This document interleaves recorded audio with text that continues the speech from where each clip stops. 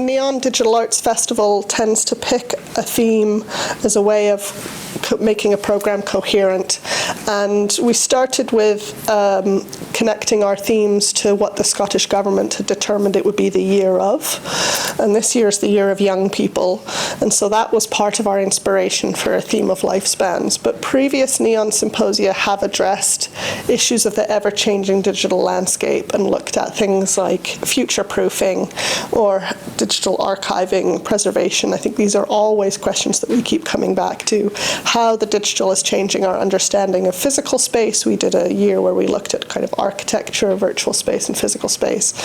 And so Lifespans is really thinking about how not only our own lives and the lifespan of our own lives might be changed with digital technology, but also the lives of the digital technologies we use.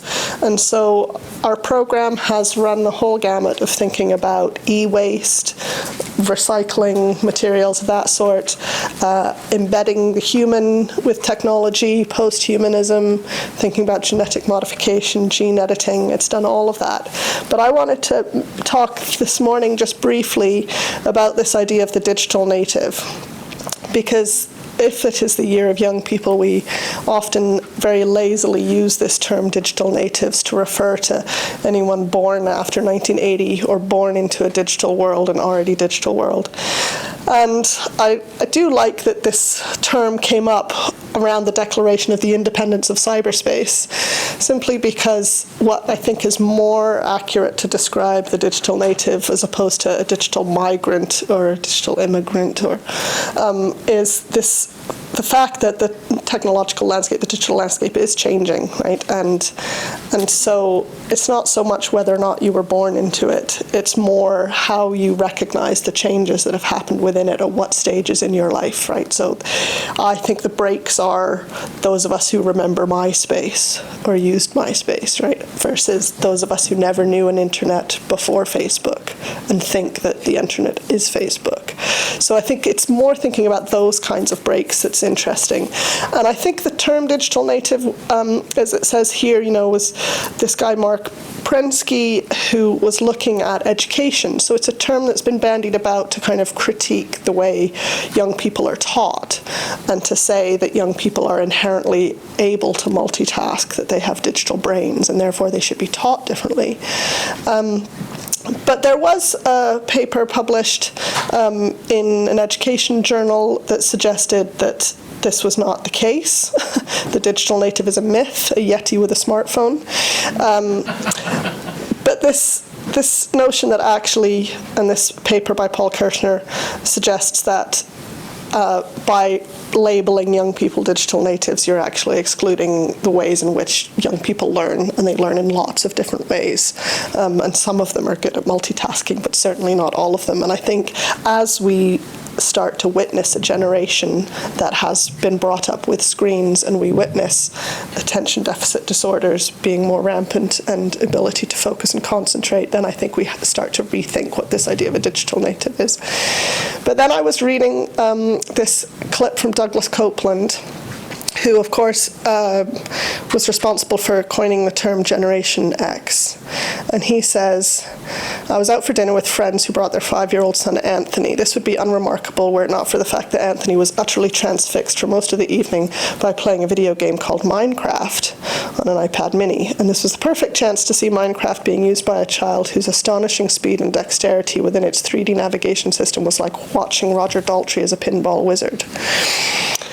To be honest, Anthony's game navigation was, as it was watching any digital activity performed by digital natives, humbling with funny dialogue. His commentary was much along the lines of, now I'm going to spawn a chicken, now the chicken's going to battle with the castle walls there, it just won the battle, now I'm going to respawn more chickens. But during brief moments when I was able to see the screen, I saw Minecraft's distinct 3-color camouflage, only to be again left in the weeds by Anthony's brain and fingers racing forward with the speed of extreme youth. I tried to imagine I was inside Anthony's brain, in particular in that part of the brain that regulates one's relationship with the 3-dimensional world. I imagined a cluster of cells that were being wired together in a way so profoundly different from my own as to make me wonder if Anthony would himself morph into some new version of Homo sapiens, leaving my kind behind. And so this sort of suggests how the digital native term actually is just a term that's been used to, I think, reflect the anxiety of adults. And the anxiety that the adults have that they are being left behind and that they don't know the ways in which that they can keep up. And I think that's something that we should be aware of, our own fallibilities, and our own fallibilities emotionally as well as technologically. And then what happened yesterday was the Children's Commissioner released this report, and I haven't had the time to read it, into the collection and sharing of children's data. And so this is where I think we get to the nux of a problem about what our digital landscape that we as adults have built and created is doing for the digital landscape of young people, and what we choose to share and what they consent to share is very different. And I think some of these things might come up a little bit today. I'd love to read this and get your sense of what you think about this top 10 tips for children and parents. But I mean, we don't even know enough ourselves about how our data is used and how our data is shared, and yet we're making decisions as we build these infrastructures and systems on behalf of people who also don't know. So this is a kind of responsibility of education there, I guess. So that's just one way in which I wanted to frame a little bit of the discussion we might have today, because the artists that we've invited are people who have worked for a long time in digital space or very recently in digital space. They're people who have experience of game environments and game worlds, of connecting users and participants, various communities online. And so there probably will come up, I think, questions around intimacy and questions around responsibility for one another's experiences in digital space, and then how we might use that to better reflect our own memories and reflect on our own lifespans. So that's my kind of little blurb introduction.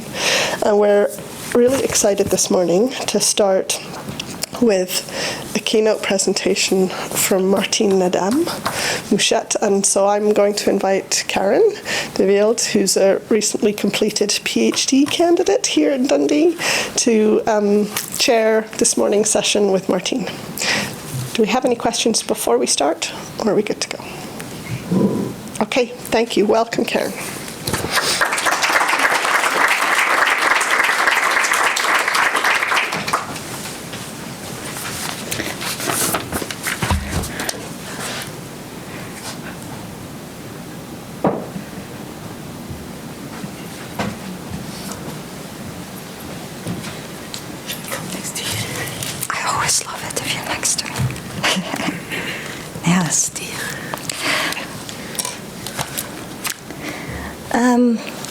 Welcome everybody, and thank you very much for giving this opportunity.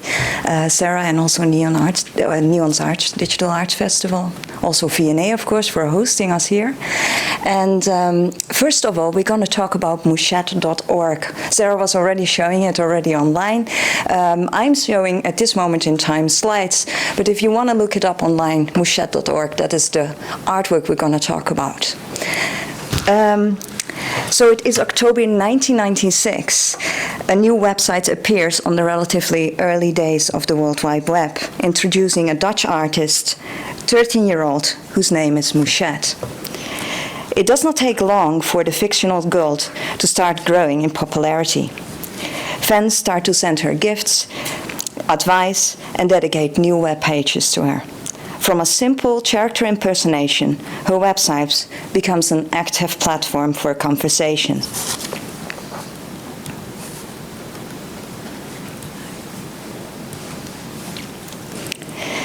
And Mouchette is not only actively present through her own webpage, but also in online mailing lists, web scenes, and offline in exhibitions and events. Over time, more and more clues about Mouchette appear. But while her fake identity continues to take shape, there's also fan to flames about who could be the mysterious artist behind this online mask. The internet connecting people across the world has significantly changed the way we express our identity. Unlike face-to-face interaction, online interaction provides an opportunity for one to be anonymous, invisible, and the self can be performed in different roles. Experiments with self-representation and fake identities were omnipresent in early online environments and quickly picked up in artistic practices. It is within this context that we can understand Mouchette, as an investigation of an online identity in which it is not uncommon to subvert ourselves into playing various roles. It is 2018, more than 20 years after her first appearance on the web. Mouchette is still online. Over time, the artwork further evolved. Her website changed and also her online identity further developed. Nowadays, Mouchette has her own biography, her own physiques, and her own artistic style, which makes her act in a certain way. Although that this internet persona is still active and receiving responses from her audience on a daily basis, the precarious question arises how to preserve the agency of Mouchette, not only now, but also for future generations. It is my great pleasure today that we have with us the driving force behind Mouchette, artist Martine Dam. For a long time, it was unknown who was the artist behind Mouchette. However, recent development in the web made that Martine Dam decide that it became time to reveal herself. To preserve the agency of Mouchette, she started an ambitious research project in which she further developed what she termed generative preservation. In collaboration with programmers, librarians, artists, and activists, she explored a shift in preservation in which one no longer aims for keeping the artwork in its original form, but instead, this initiative aims to preserve Mouchette's ability to grow and expand. It is my great honor to introduce to you Martine Dam, who will further elaborate on this topic. Martine Dam studied literature, linguistics, and stage design in Lyon, after which she did her master's in visual arts in Paris. Since 1994, she lives and works in Amsterdam, where she is a professor at the Gerrit Rietveld Academy, and she has been described as one of the most significant visual artists working within the web. She has been instead of creating art under her own name, Madame imagined virtual characters who started to lead their own artistic existence, among them Mouchette. David Steele, Eng Sao Kiao. It's a Chinese name. It's very difficult to pronounce, I'm sorry. Through these characters, she explored how we construct identities when we are part of virtual online environments. On the one hand, computers are a tool, helping us to write and communicate with each other. On the other hand, beyond this, the computer also affects our idea or how we can present ourselves to others, and maybe even how we see ourselves. The Dam's work has received several awards and is shown extensively around the world, among others La Biennale de Montreal, Whitechapel Gallery in London, and the Stedelijk Museum in Amsterdam. Thank you very much, and let me welcome Martine Dam.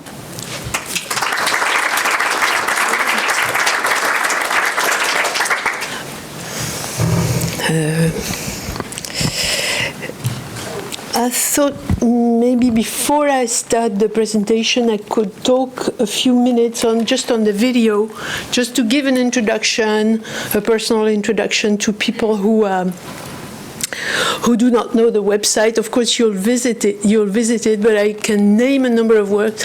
Actually, the website is made in such a way that it's made for you to be lost, that no two persons will have the same visit. For example, links are hidden, or things might look different when you come again to them. So it has... Of course, nothing replaces a personal experience, but it's really based on a personal experience. Maybe I could talk just a little bit of it for a few minutes, and then I will start on the presentation. So here you see, you see the front page. Sometimes people do not even go beyond the front page. on the corner, what you see, in fact, is not even the portrait of Mouchette. It's a work that I've done, which I'll mention before. It's the Mouchette net, where people can pass for the author. So this is, in fact, the result of people who have passed. So here you have a sort of fake navigation. Things appear which, under the cursor, which in fact are not visible. So in fact, it should prompt you to look where there's nothing to see, actually. So to touch the image and try to find the links. That's one of the sort of attitude that is implied by the website. There are many, it's built on many interactive narratives, and these narratives are still in function now, and there's a huge database of people who have interacted with these narratives. So this one is called Lullaby for a Dead Fly, or How Can I Write This Since I'm Dead? And these are that is the part of the website where people have told their story or completed the narrative as it is. So how can I write this? Answering the question, which is at the end of a sort of mini narrative. How can I write this since I'm dead, says the fly who is on the plate, who had just been squished.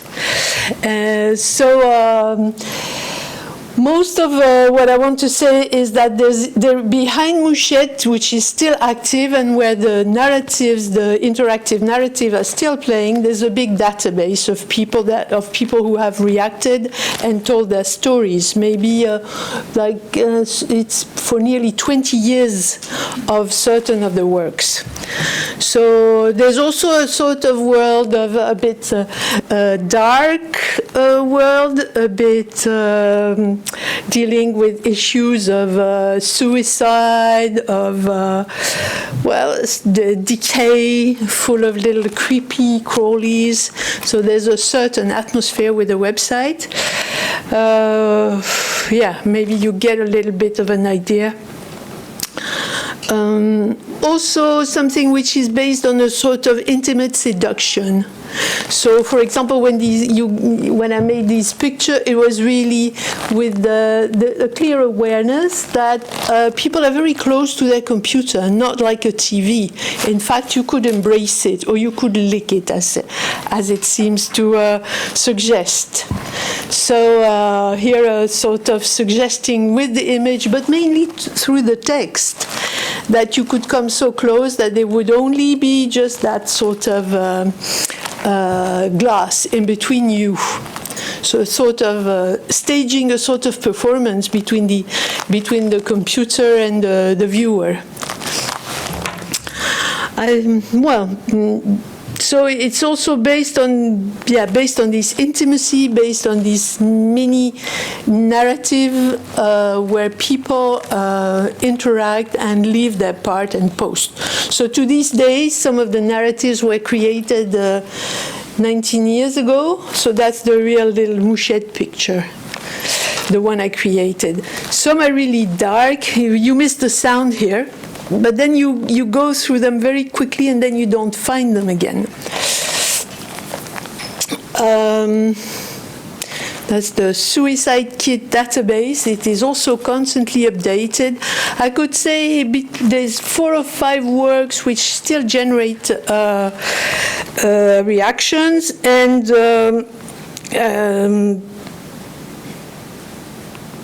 I would evaluate to about 100 posts a week on the different, to this day, which I personally read and repost or not repost or classify or whatever according to the different narratives.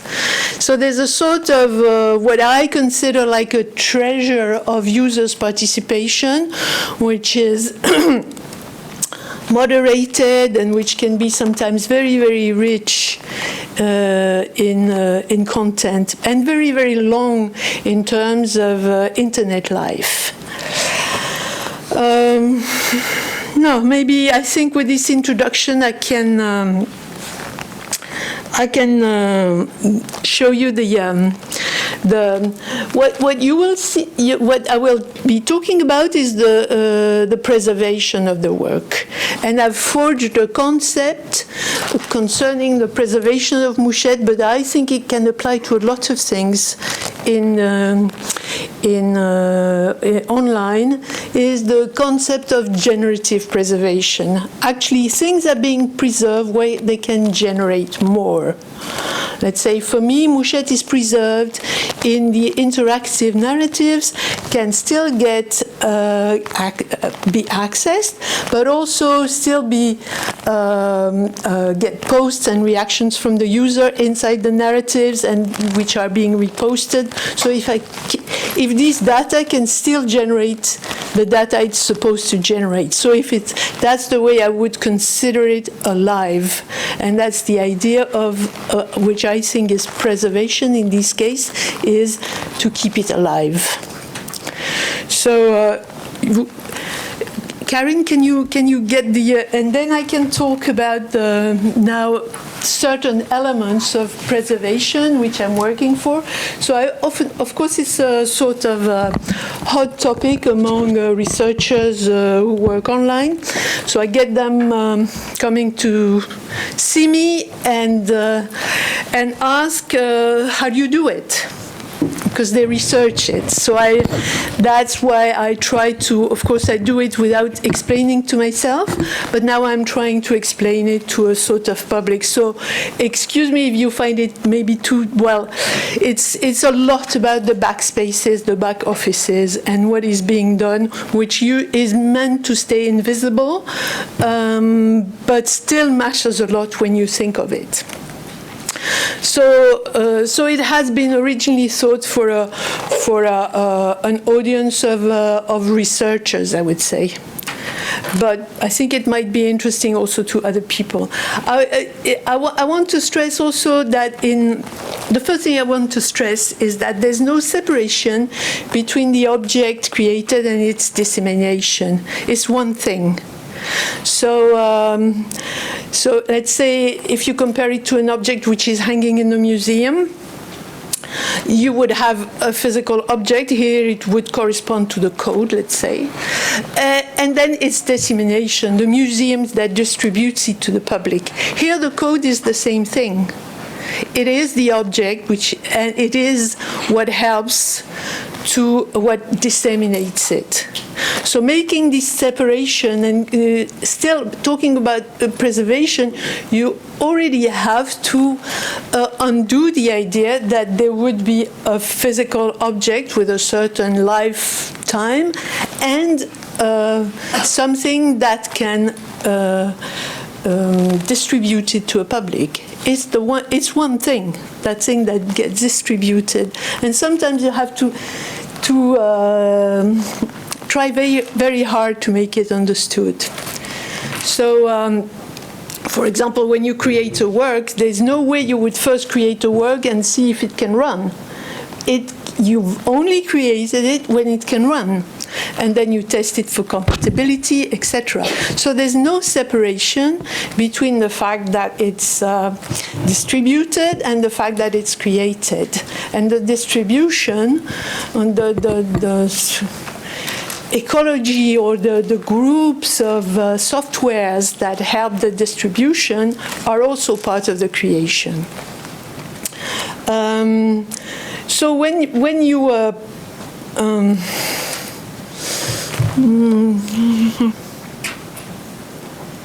so the idea is that preserving a web art is preserving its accessibility, registering the domain name, paying the web host, etc. Even if your content never changes,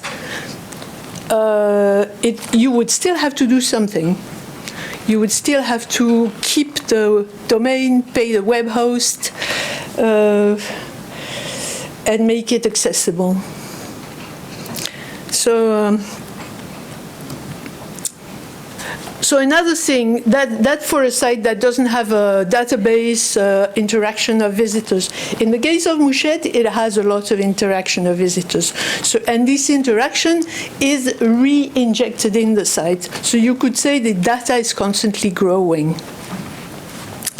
So, and it's growing in two ways, which I will explain. One way is it's growing from inside, because then things are getting integrated in the database. Of course, I could make new works. I still make new works using parts of the database and re-injected this text into a different forms, for example.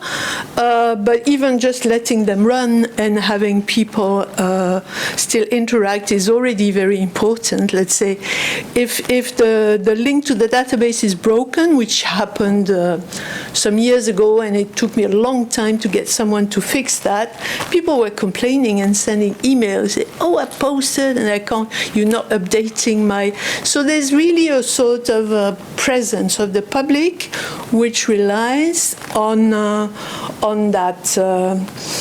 As I was saying, there's a certain intimacy to the contact. So people who get this intimacy and who participate, they also sort of play in, and if it doesn't work anymore, or if the thing is not, there's something, so that it's not that they believe they're really a little girl of 13, but there's an emotional relation that has been created, and that needs to be kept, at least to be the real Mouchette, that needs to be kept in function and alive.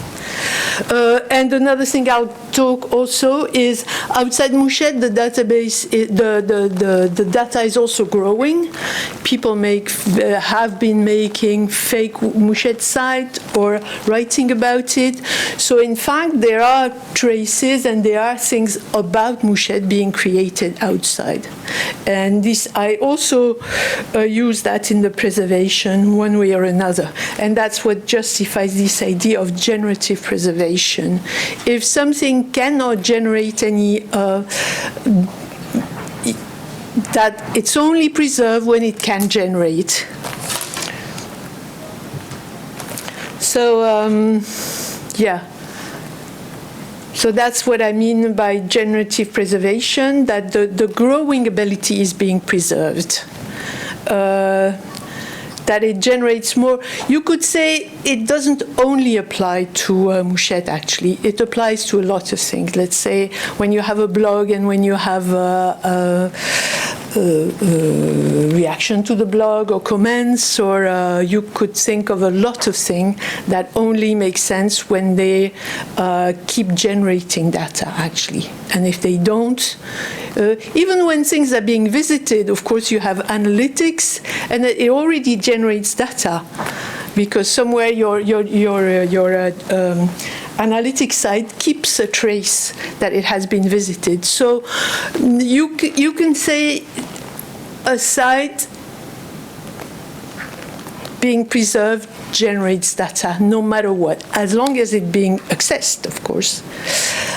So I think that's a key, sort of a key concept to say a site is alive because it generates data.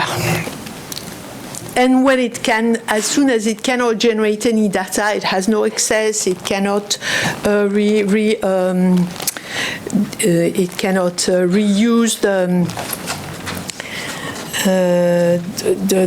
data to be reposted online, or then it's dead. And so the idea of a museum preserving it somewhere on a hard disk doesn't really make sense. If they would do their role, or at least I would say what I do when I'm doing Mouchette, I'm doing the role of the museum. That is the one who preserves and distributes. I also use this concept of generative preservation, but I'll go fast on that, is that if it's generative, there's no original, but there's an origin. That is, you don't know where it started. There's not an original and a copy. The site the site changes because you readapt it to the new software. So is the old one more original than the new one? It's hard to tell.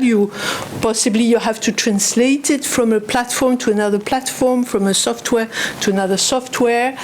And I myself, in this Mouchette work, I have been inspired by a film of Bresson in the 60s. So you could say that's the origin, this film. They even have claimed at some point the copyright because I used some of the images of the film. So this idea in generative preservation, there's not an original and a copy, there's an origin. And it grows, it modifies, it goes on. As I was explaining, the site is really made to attract this reaction and to receive this reaction. Text field, this was created in '98. So it's really always also the provocative image, or the fact of I would never ask people to react. The way I do it is to make a narrative that creates a reaction. So with this intimacy, sometimes provocation, sometimes creating an atmosphere where you feel you become part of the narrative in a way. So your reaction very naturally becomes part of the narrative. Well, for example, that run to this day is still running, and it has been changing a lot. So this suicide kit, when I created it in '97, I had people coming here. First, I had practically no one apart from my friend who'd received an email to say that I'd made this work. And then I had people coming to search for suicide recipes. So in '99, when search engines started to function, then I had all these people, and then I say since a few years you have very good site that helps for. So these things, there's a history of the site and the history of the reactions that has been preserved inside the site, and this history is not stopped, still goes on. That's a bit of all these sort of mini, it's classified. The only thing I did, when I started this database, I classified. So not only do I moderate and read everything, but I classify it. I also keep the cruel jokes, the silly jokes about suicide. I also keep in the beginning, what was most important, I created it when I started having all these people coming either to talk about how miserable they were because they wanted to commit suicide and really wanting to express something and to get help by just talking. So in the first few years of the beginning of the database, people were seeking help and offering their helps, actually. It was a sort of very emotional situation also because I was there in the middle. Sometimes I had to cry reading these testimonies of people who were so desperate. And sometimes I felt weird because people were offering help to me who wasn't trying to commit suicide and didn't need that sort of help. So all this is sort of preserved, time-stamped, classified. Another work you saw is this Lullaby for a Dead Fly that is also full of mini narratives, which are also very funny. Some of them are really sort of good. I'm planning to have a sort of immersive big sci-fi presentation, maybe somewhere beginning next year in Utrecht, and really having work in the space which hasn't happened before, but for a work that has been created in '99, which is still active and which still amuses sort of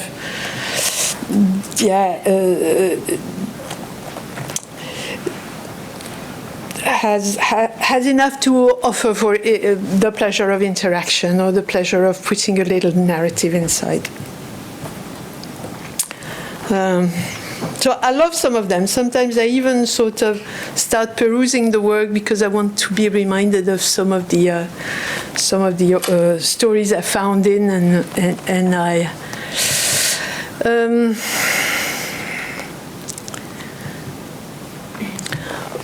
For example, one element I would like to. Some people ask me often, like, are you on Facebook or do you use social network? And I say, no, I am the social network. At least Mouchette is the social network, no matter how small. And it has, that was it, the idea of making is to have the fans inside, is to have the fan make little Mouchette works. These were made by the fans and sent to me. So this idea of creating your own environment and your own network. So here I'm going to show you a little bit of the back offices, in fact, because this only exists because they were interface custom-made, started in '99, which I'm still keeping the way they are. That is very simple. Not for a fortune would I have a CMS, so sort of reuse a ready-made CMS to put the data inside. No way.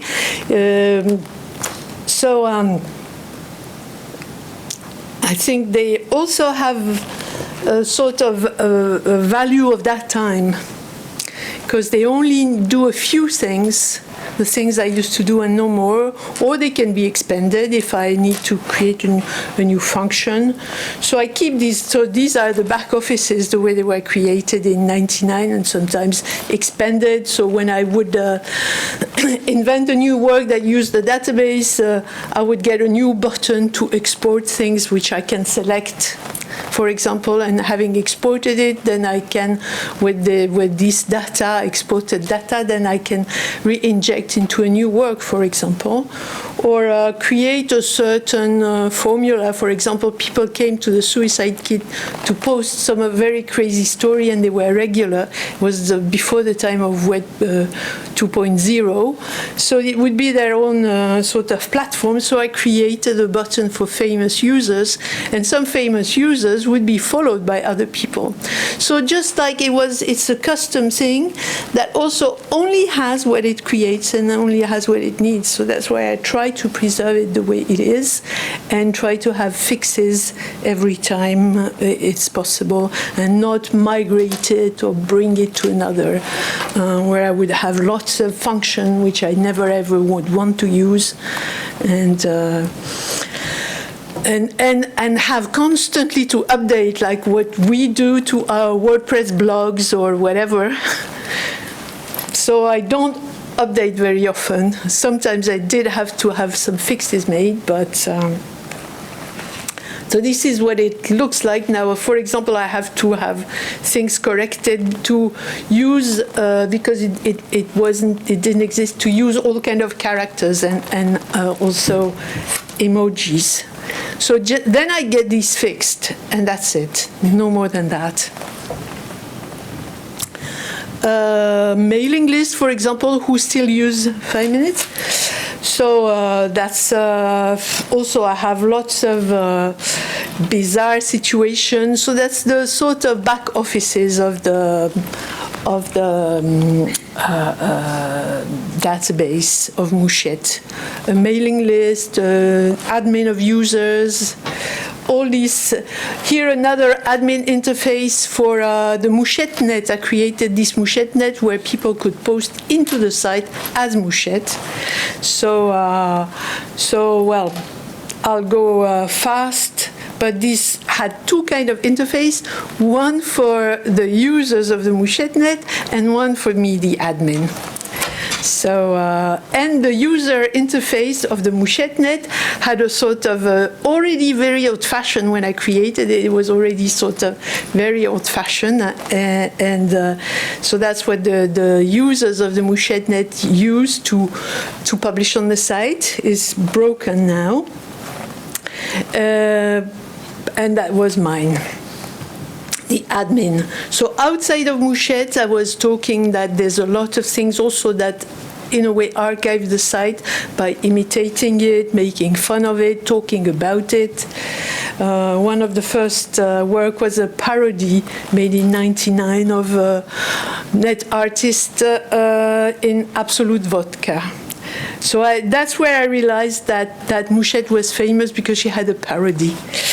And then this still comes along. I see people on Facebook who come and ask me or not ask me, other way of remixes, parodies, reuse. Some people write into the site and then publish the images. For example, they write this sort of dialogue. That's one of the things I'm really proud of. Someone wrote a piece of chamber music asking my permission to, that's the orchestra, yeah. It has only been played once, but I don't lose the hope that there will be another possibility of playing the chamber music with the voice and so I also keep that. So I reuse that and I keep that in the About Mouchet.org, where sometimes I recopy because things disappear, or I copy when there's a text, or I try to make student work a lot on it also. So I try to archive and re-inject it in a way in a subdomain.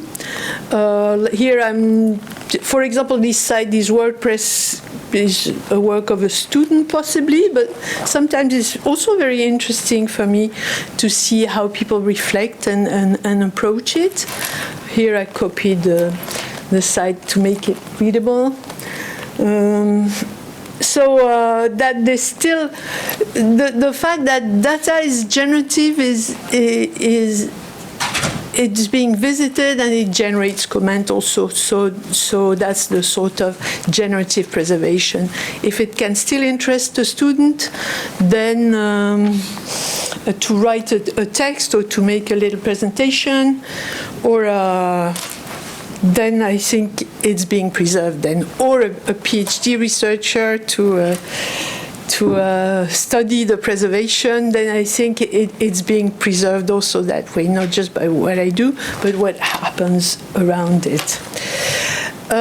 Here, just to finish, so Mouchet was, something of it was bought by the Stedelijk Museum, the museum in Amsterdam, but actually, they cannot. The data that they have bought is really something that sits on a shelf and that might sit on a hard disk for a number of many years. So what they're presenting now in the collection, because they have a presentation, they have a few digital artworks in the collection, is really my site. Because they couldn't be, so things that work very much backwards for institution. They still don't have, how can I say,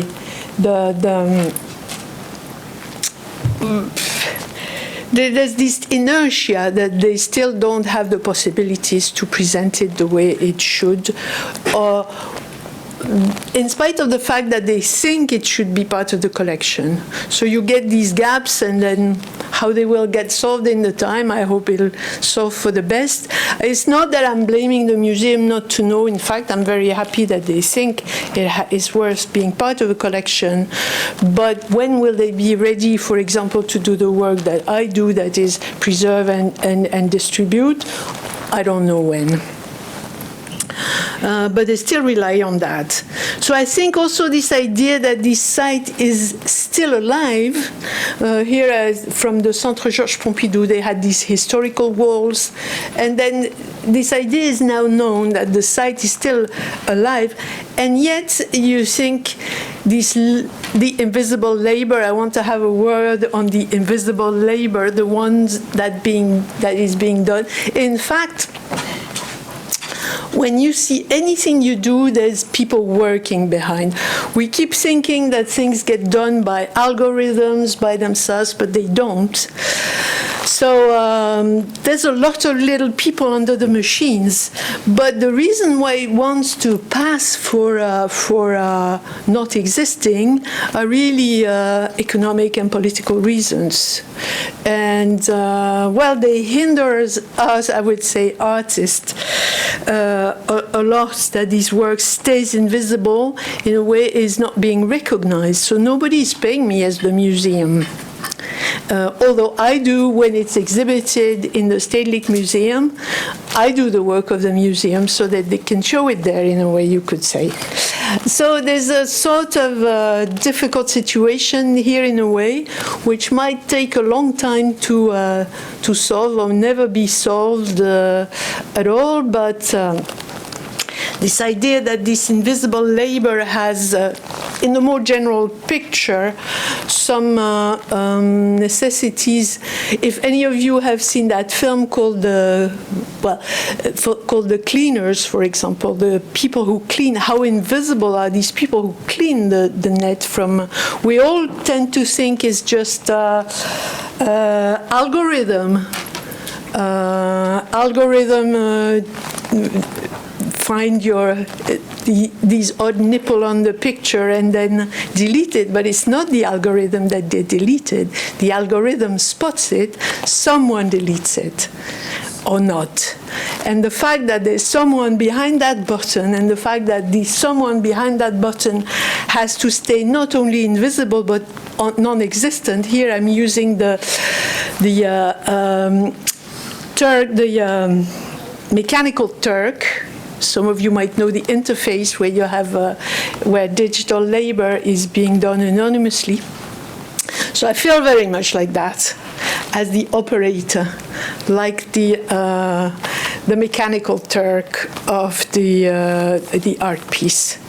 So I just wanted to have that sort of reminder. And the reason why it is like this is because the net is developing to make us believe that there's no one, that the algorithm does it all by itself, when it doesn't, of course. So these people are underpaid, like say the mechanical Turk are anonymous, not paid, and they do this horrible exploited labor. So in a way, the fact that this whole situation is like this brings often my work to this mechanical Turk, exploited labor, you could say. So just very... thinking about the value of mouchette, that is, how could we sell it? I was just trying to move, it's just a proof of concept there could be a unit of value, like say similar to the Bitcoin, let's say, 1 minute, okay, I'm done, like that. I end up on the MooCoin. The MooCoin could be a unit of value related to the website of Mouchette that would grow when Mouchette is being visited and still alive. So you could do that too. For example, one of the specificities of the Bitcoin is that it grows when it's being exchanged, right? So if everybody would keep their Bitcoins, then the Bitcoin wouldn't augment. So the fact that it grows higher is that people exchange it a lot. So it's based on the exchange. This idea that there could be a unit of value that I could create, say the MooCoin. I'm not the first one to have made the analogy between the Bitcoin. That's from a student in Korea or something that who is making this analogy So I was already thinking of that when I sold, when the museum asked me to sell something of Mouchette, and I didn't really know what to sell. I sold a time-stamped version of the moment when they, but it's just a sort of document.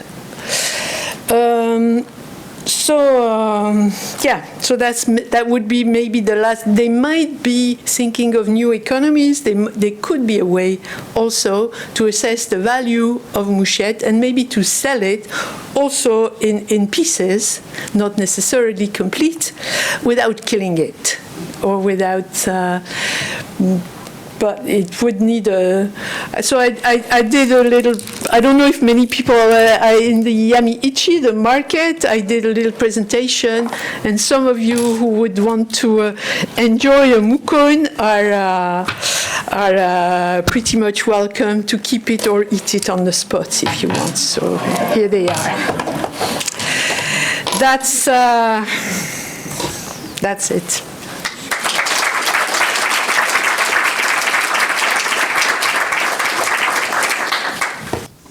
Oh, brilliant. Thank you. And I also hoped you could say a little bit more about the imagery of the flies and the plants that you were using. Yeah. Oh, thank you, Ben. Oh, thank you. Mouchette is, the word mouche is, means fly in French. So maybe that's where the creepy crawlies originated. But it was found very interesting because I just fell on the name and fell on the character just a little bit by chance, not that I knew it so much, but the fact of integrating into a work of art, a lot of things developed through, you could say, now you would call it crowdsourcing or something like that, but how people reacted to these elements. For example, notions of life and death related to a fly, but also related to a page being served on a server. So this page, as if the page was alive because it comes from the server into your desktop, or you kill that page, or you kill that animal, or these. So these reflections, these more, I would say, maybe metaphysical reflection on the notion of writing, life and writing. The work is also called "How Can I Write This Since I'm Dead?" So life, so they were sort of created as I went by. So it's also had a very sort of organic growth because I created the work as the functions appeared on the browser, but also as the comments came, it inspired me to do new things. So this interaction also made me understand things, or exploit, or reintegrate these. That's. Any more questions? Hi there. Physical art, as soon as the artist has actually completed it, effectively becomes dead. It's no longer changed, and the only thing you can do with it from that point on is preserve it. Whereas the art you've created is effectively living, and it will continue on. What happens when you die? Yeah, I wrote an article one day like this. People asked me about that, and I can evaluate how long things would last. For example, that's why I'm doing this. My wish is that it would continue when I die, but nobody operates knows how to operate the back offices. It doesn't have info to it. It's just sometimes very illogic, but I'm so used to it that I find it absolutely normal. And even when I have to explain it, one of the first things I did, for example, to try and to preserve these back offices is to try to explain it to someone. And I found that I couldn't explain it. It was hard because there are things you do every day, and then you don't even know that you do them, actually. Even the fact of showing and saying, oh, well, yeah, but that doesn't work, so you don't look at that.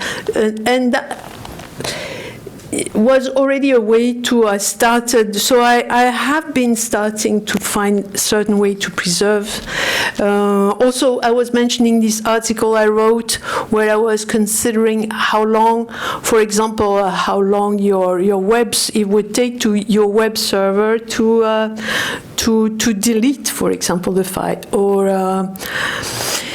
Yeah, so I'm thinking of that in that sense because a lot of these back offices, for example, I'm the only one who knows it, or I'm trying, but I sit in a situation which is bizarre because, for example, when I get help, technical help, I have to pay it. I sit in a situation where I'm neither an artist nor a museum, wherein I do both jobs, actually. So if I would ask for subsidies to help me, I couldn't know to which I would turn, because if I would turn to the artistic committee, although they consider the value of it, they would say, but it is not art, it's preserving. Okay, then it's not here. You're not creating something new, so it's not here. But if I would go to the museum and say, I'm doing this because I'm distributing the work, even for the Stedelijk Museum to show it right at the moment, they would say, you're not a museum, so you don't have the credentials of a museum. So I sit in a very bizarre position in that sense, yeah. So that's why, in fact, I appreciate the fact of talking about this. At least it's a little opening that it could have a little life beyond the moment I die.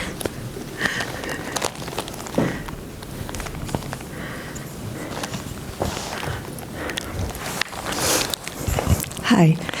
Thank you very much for your presentation. I was just following up on the previous comment, actually. I'm not so sure that this serves any useful purpose to have such a sharp distinction between a work which is a physical work, and we can describe it as a dead one, or the kind of work that you do. I think that's what is important, actually, is to put these kind of works in dialogue with each other, if anything. There is a life which, in your case, works, by distribution, as you say. There's a generative element which is there, inherent in the same act of the creation, and then it's supported, of course, by technical and infrastructure. When it comes to a physical work, of course, that work is still alive. The moment that we see a painting or a sculpture, and that connects at an emotional level with us, I mean, it's obvious to say, but that work is alive, is very much alive still. Yeah. So, I mean, as artists, I suppose, we should have a little bit more of a comprehensive. I'm just wondering what you were thinking on this. I totally agree with you. Also, but this is also valid for the for a work that is not online, that is not interesting to anyone, also is dead. I agree with you, but I tend to sort of insist on that distinction, because when talking about preservation, people think of archive, and they say, oh, we get the data, we store it on some hard disk, and we're done. I said, no. So I use this, but I of course, I totally agree with you. I'm actually very impressed with the fact that you're doing this for such a long time, and I was wondering, is Mouchette like your only artwork? I'm asking this because we've made like hundreds of artworks, and we just cannot do your work. It's impossible. No, I made several other characters. I made another called David Still, who existed for at least 4 or 5 years, who also was lending his personality. I made a Chinese character, and also the fact that I couldn't capitalize on them is that they were anonymous. So then I could never publish a CV, and even to this day, when I publish a full CV with the different characters, only Mouchette is considered, strangely enough. Although I still try to preserve, but they're less well preserved, the other ones I have. And even recently, I started things I thought I would never do anonymous anymore. I did last year. I launched also an anonymous character, someone that is not identified. So online curator. I think that's very bad for career making to do, but it also gives you a position. Well, I won't elaborate on the fact of doing things anonymously, but it has its advantages, but big disadvantages in terms of career and being identified with the number of works you do, let alone the works you do which have a very short life because they're not very good or you don't like them very much, so you don't just do works that, so all these little... so if one day I could, I even forget them myself, but so keeping an updated biography, artistic biography is impossible. But for the fact of doing works anonymously has also certain very mysterious advantages, so I accept losing on that part of what a career can bring. Sarah, I'm seeing the lunch is already coming in. Do we have time for a last question, or shall we go to the lunch? From me? Oh my God. You have to know, I've studied Mouchette a long time, and I've spoken, I think, with Martine already for several years, even before my PhD. I think in this case, what I would like to ask is maybe if you could reflect a bit on the steps that have been taken by the Stedelijk Museum in the acquisition of Mouchette, and what, from your perspective, would be the next step that they need to take. The museum. Yes. Oh, well, we've been discussing a lot in the fact that they would help into the preservation, or that museum also can start research projects. So if things, now of course the museum is in a big mess, they don't even have a director, so a lot of things are not going to happen as fast as they should. But for example, that the Stedelijk Museum would allow me to run a research project to make around the life of Mouchette could be a next possibility. So I'm keeping this this idea in the air. At least it's still alive. I lost the microphone. No, it's still there. I just lost a little bit of I lost that.